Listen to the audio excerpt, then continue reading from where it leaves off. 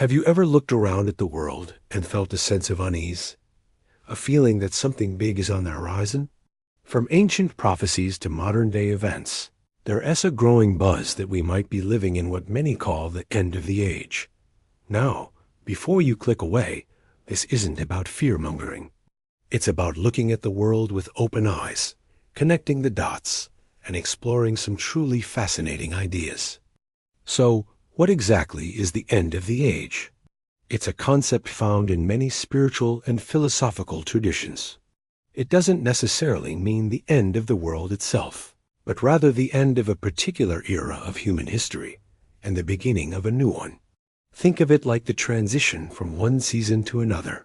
Winter gives way to spring, and an old age gives way to a new, transformed one.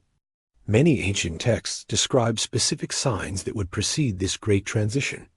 Let's look at a few of them, not as a checklist for doom, but as a lens through which we can understand our current times.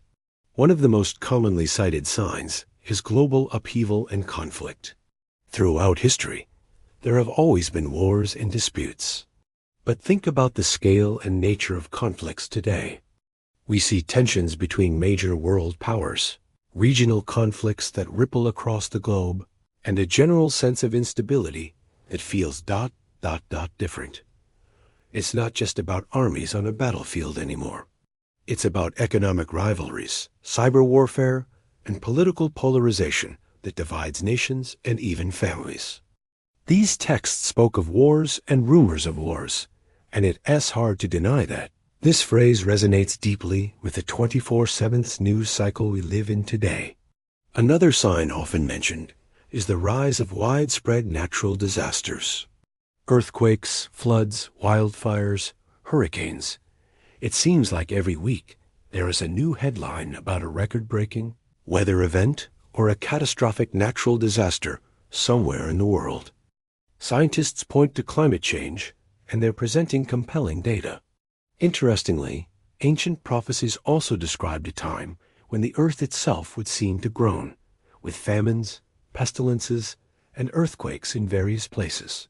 Whether you see this through a scientific or a spiritual lens, the reality is that our planet is experiencing intense and unprecedented stress. Then there's the theme of social and moral decay. Many traditions predicted a time when love would grow cold, when people would become lovers of themselves, lovers of money, boastful, proud, and disobedient. Take a look at our culture. We're more connected than ever through social media, yet many people report feeling more isolated and lonely. There's a huge emphasis on personal gain and materialism. The very fabric of community seems to be fraying in some places. This isn't a judgment on anyone, but an observation of a cultural shift that aligns surprisingly well with these ancient predictions. But perhaps the most fascinating sign is the explosion of knowledge and travel.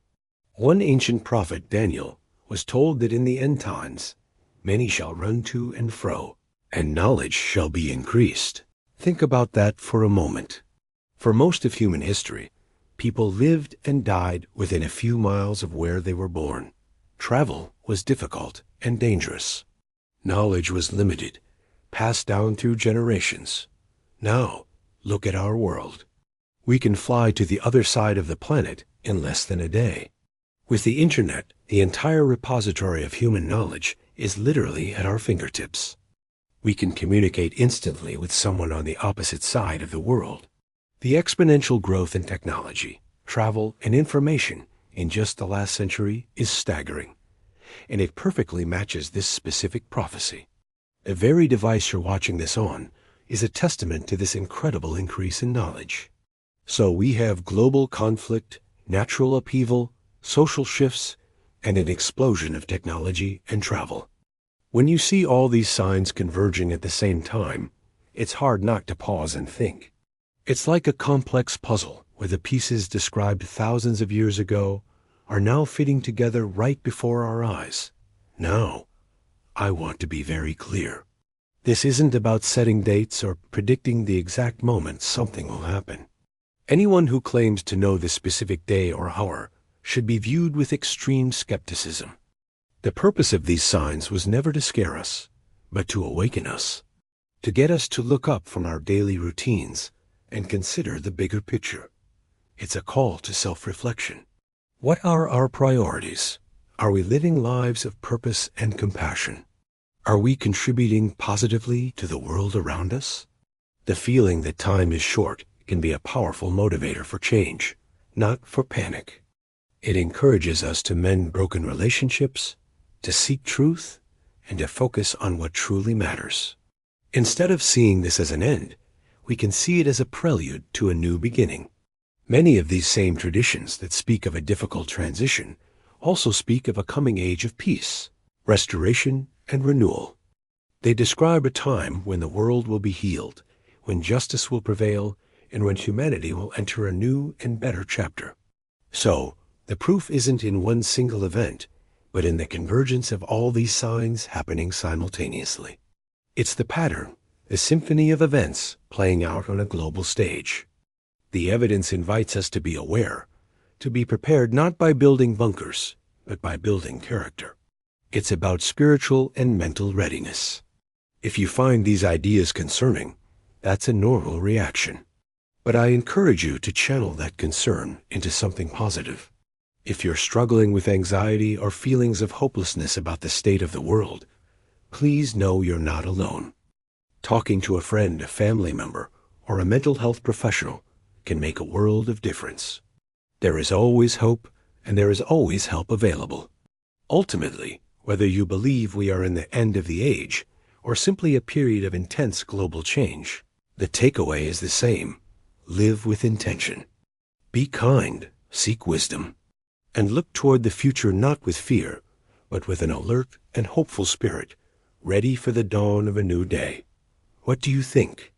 Do you see these signs in the world around you? Let me know your thoughts in the comments below.